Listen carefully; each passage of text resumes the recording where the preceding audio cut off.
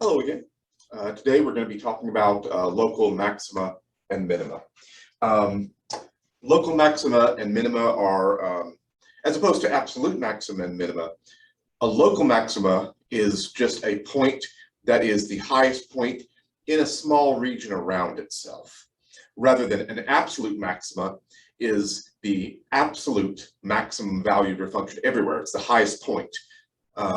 Either everywhere or the highest point in a closed interval. But a local max and minima are just going to be a small neighborhood around itself. So if you have a graph that looks like this from 0 to 2, if we were talking about the absolute maximum, it would be this point right here. The right end point is the highest point everywhere. But if we're talking about local maxima, this point right here is a local maxima because it is the highest point in a small neighborhood around itself. Okay? You would not consider this to be a local maxima because to be a local maxima, the function has to be defined both to the right and left of itself. And this function has nothing to the right. In some textbooks, they might call this an endpoint maxima, but it's not technically a local maxima. Anyway, so that would be a local maxima, and this point right here is a local minima, whereas this point right there is the absolute minima. Okay. You can also have strange situations where the function might look something like this. This is still treated as a local maxima because for a small region around itself, and by small region I mean a small region in the x direction, okay? So a small region in the x direction that surrounds that point, it is the highest point in that small region.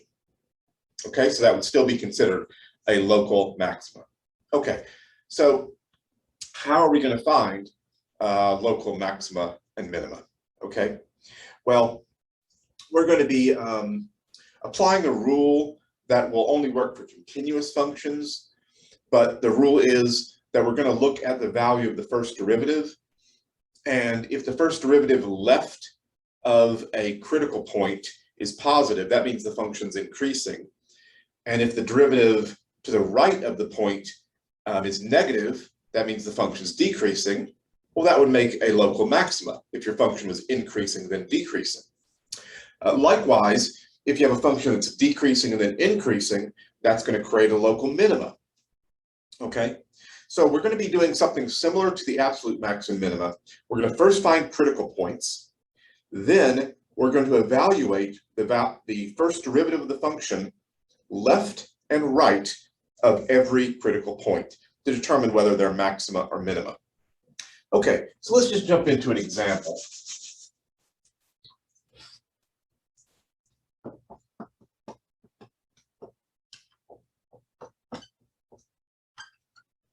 So let's say we have this function, f of x is x squared times x minus 1 cubed.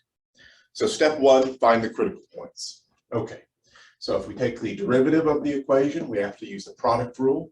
So the derivative of the first times the second plus the first, and then the derivative of the second is going to be an application of the chain rule.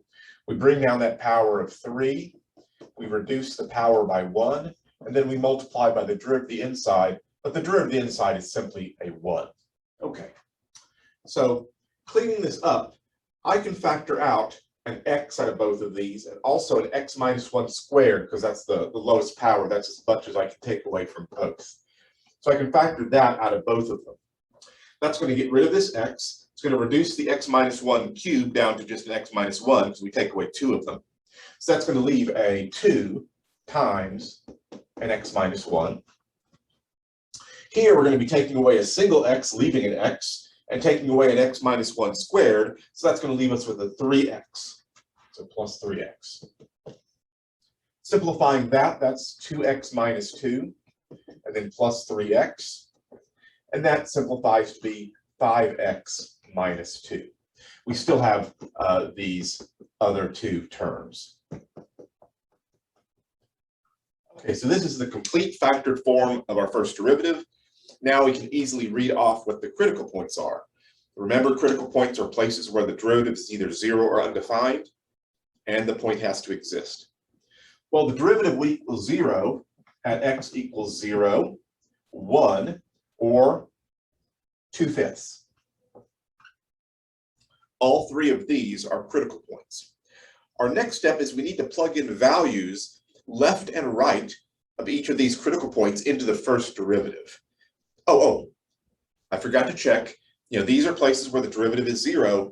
You should really check to make sure they're defined in the original function, but polynomials are defined everywhere, so of course all three are defined. They are all three critical points. Now, to find the values of the first derivative left and right of every one of these points, the best way to do it is to do a sine chart of the first derivative function. Okay. You've probably done sine charts before in other classes. Remember, this is not a sine chart of the original function. This is a sine chart of the first derivative. So I always like to label my sine charts with what they're measuring, because sometimes we might do a sine chart of the function, or sometimes we might do a sine chart of the first derivative, or we might even do a sine chart of the second derivative, depending upon what we're trying to look at. Anyway, next thing, the sine chart is going to be broken up into regions where each region will either always be positive or always be negative, and the boundaries are going to be places where the derivative is 0 or undefined. Well, our derivative is 0 or undefined at these 3 points, the critical points, 0, 1, and 2/5. I like to put a little 0 above each of those because that's the first derivative is 0 at each of these points. I also like to label an X down here. This indicates any number that's below this arrow is a value of X. So these are values of X, and anything that's on top are values of the first derivative. Okay, next, each one of these regions will always be positive or always be negative. Now, the reason I can claim that is because I'm assuming that my first derivative is a continuous function itself. And the first derivative, if you expand that, is a polynomial, and so it is continuous everywhere. And continuous functions can't have like 2 points in this region that are both like if one point was positive and one point was negative. Because if it did, that means it would have to cross a 0 somewhere in between. But I know this region doesn't have any zeros in between. These are the only zeros in the whole region. Therefore, it must either always be positive or always be negative. So continuity is what allows us to do what we're doing here. Now, in the case where your first derivative is not a continuous function, probably what you should do is you should probably break it up into parts of it which are continuous, and then you can do sine chart for those individual parts. And at the boundaries where there's discontinuities, you may also have to do some more analysis to see if there's actually a local max or min at those points. It's ugly. But most of the time we're going to be dealing with functions that are discontinuous everywhere. Anyway, plugging in a number, remember we're plugging into the first derivative less than 0, like let's say I plug in -10. Well, that would be a negative number because it's just x, so that would be -10. -10 minus 1 is -11, but squaring any number always turns it into a positive number. This last factor, if you plug in -10, you would get -10, you get -50 minus 2, so -52, and that's negative. So I have a negative times a positive times a negative. 2 negatives are going to make this positive. Okay. Plugging in a number between 0 and 2/5, like 1/5, x would be positive. 1/5 minus 1 is negative, but squaring anything becomes positive. And then 1/5 times 5 is 1, minus 2 is -1. So we have exactly one negative term, which makes the whole product negative. Plugging in a number bigger than 2/5 but smaller than 1, like 3/5, positive. Anything squared is positive. 3/5 times 5 is 3. 3 minus 2 is 1. That's positive. Everything's positive. And finally, plugging in a number bigger than 1, like 10, positive, positive, positive. Everything's positive, so it's still positive. Okay, so when the first derivative is positive, that means that your function is increasing. When your first derivative is negative, that's when your function is decreasing. And so these are the regions of increasing and decreasing. Now, if this was the problem to just find where is the function increasing or decreasing, like over what regions, there's some slight differences in how people interpret whether a region is increasing or decreasing. I would say that it's increasing from negative infinity to 0, and then from 2/5 all the way to infinity. I would include this point at x equals 1.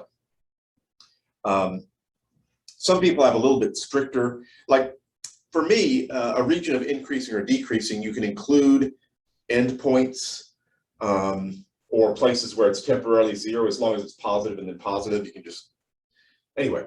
But some other textbooks may say that a region is increasing wherever the first derivative is positive, and under that interpretation, x equals 1 would not be included in your region of increasing. Okay. Anyway, so finally, looking for local max and min. If our function's increasing and then decreasing, that's going to be a local maxima. So we have a local maximum at x equals 0. Here it's a decreasing and an increasing, so that would be a local minima. So a minimum at x equals 2/5. And 1 is increasing and then increasing. It temporarily has a slope of 0 in the middle, so it does something like this. But that's not a max or a min. So this is just neither.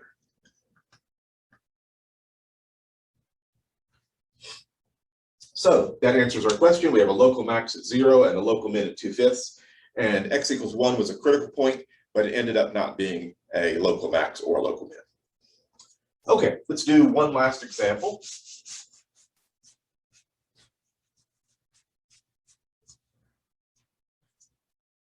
Okay. Let's say that our function is x squared times e to the negative x squared. And we're trying to find local max and min. Okay. First, find the critical point. So take the first derivative. Once again, product rule. So this is going to be 2x e to the negative x squared plus x squared times e to the negative x squared times the derivative of the top, which is negative 2x. I just put it in front. Okay. I'm just going to take one step to clean this up. Just distributing that, so minus 2x cubed e to the negative x squared. And then you can factor out a 2 and an x and an e to the negative x squared out of both of these terms, leaving 1 minus x squared, which that further factors into 1 minus x times 1 plus x. Great, so now I can see that we have critical points when x is 0, 1, or negative 1.